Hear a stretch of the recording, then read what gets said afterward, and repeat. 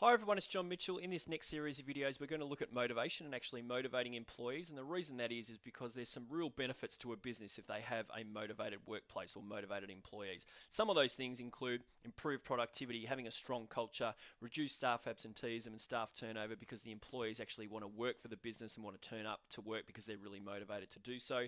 And also the achievement of objectives, because if the employees are motivated, they're more likely to work harder, which can lead to the achievement of business objectives. So there's lots and lots of theories out there on what motivates employees and what motivates humans in general, and we need to look at three of those theories. And first of all, we're going to look at Maslow's hierarchy of needs, then we'll look at Locke and Latham's goal setting theory, and finally we'll address the four drive theory. But this video is going to focus on Maslow's hierarchy of needs. So Maslow's theory is a hierarchy of 5 human needs, and those needs include, if we start at the bottom of the hierarchy, it's the physiological needs, where the employees are motivated by basic pay and good working conditions. Next on the hierarchy, the employees are motivated by the safety needs, where they're looking for job security and to feel safe within the workplace and free from injury. Next on the level is love and belonging, or what you may also see as the social needs, which is where the employees are motivated to build really strong relationships within the business. Next, self-esteem, where the employees are motivated to feel or build a really large amount of self-esteem within themselves, so that recognition and responsibility which can help achieve that. And finally, self-actualization, which is where the employee is looking to achieve their full potential. Now, Maslow said that there's sort of two order of needs. There's a lower order of needs, which are the sort of bottom two levels of the hierarchy. Now, they are more extrinsic motivators, where there's things given to the employee in order to motivate them. So, good working conditions, good pay, those types of things are extrinsic motivators. Whereas there's also the higher order of needs, which are the top 3 levels, and these are more intrinsic motivators, where the motivation comes from within the employee. And the reason I sort of make note of that is because the higher up the hierarchy we go, so more into those the higher order of needs, and because they're more intrinsic motivators, they're more likely to be long-term motivators, so that it provides long-term motivation for the employee. Now, Maslow stated that the lower level would be a motivating factor until it was satisfied. So, for example, the most basic level of motivation is the physiological level. Now, that will be a motivator until it is satisfied. But once that level was satisfied, the employee would then move up to the next level in the hierarchy. So as you can see in the arrow there, I've gone, let's imagine the physiological level has been satisfied now, then the employee would be motivated by safety and security. And that would continue up the hierarchy all the way up to the top. So once safety and security has been satisfied, the employee is motivated by love and belongingness, and so on and so forth, all the way up to the top and self-actualization. So the lower order of need will be a motivating factor until it is satisfied. Only once it is satisfied will the employee be motivated by the next level in the hierarchy.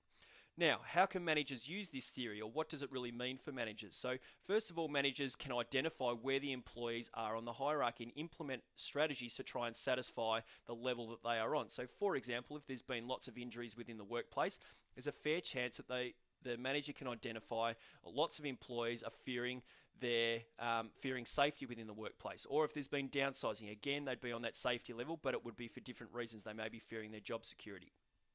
There's been poor relationships, they may realize that they want on the belongingness and love type level. So they can then implement strategies to try and satisfy those levels and push the employees up the hierarchy.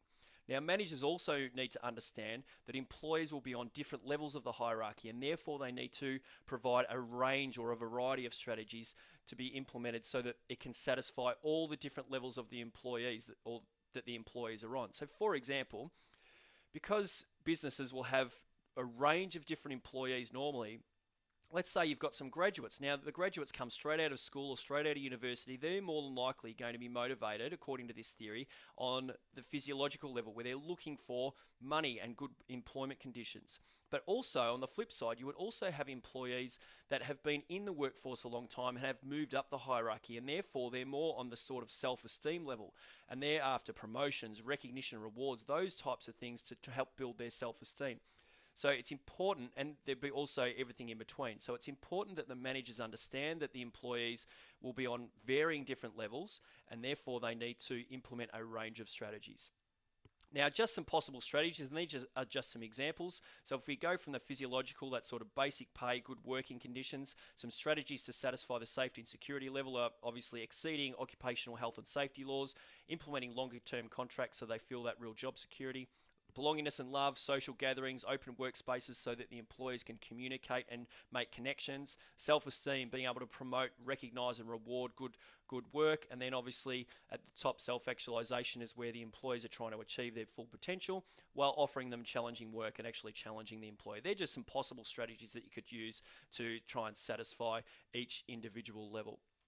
So just to recap, Maslow's theory is a hierarchy of 5 needs, and from the bottom, they're physiological, safety, love and belongingness, self-esteem, and self-actualization. So that's it in a nutshell, but then just remember that the lower level will be a motivating factor until it is satisfied. Once it is satisfied, the employee will move up the level in the hierarchy. And so it's important that you are able to describe the theory really well, but also apply it to different scenarios. So when you're doing that, just be thinking about, well, what's actually happening in this scenario? Would they be are they on the safety level? Are they on the physiological level, and all those types of things? And that can really help you apply this particular theory. So for questions, activities, and to find out more about our Unit 4 and exam preparation lectures, then come on over to teachingbubble.com.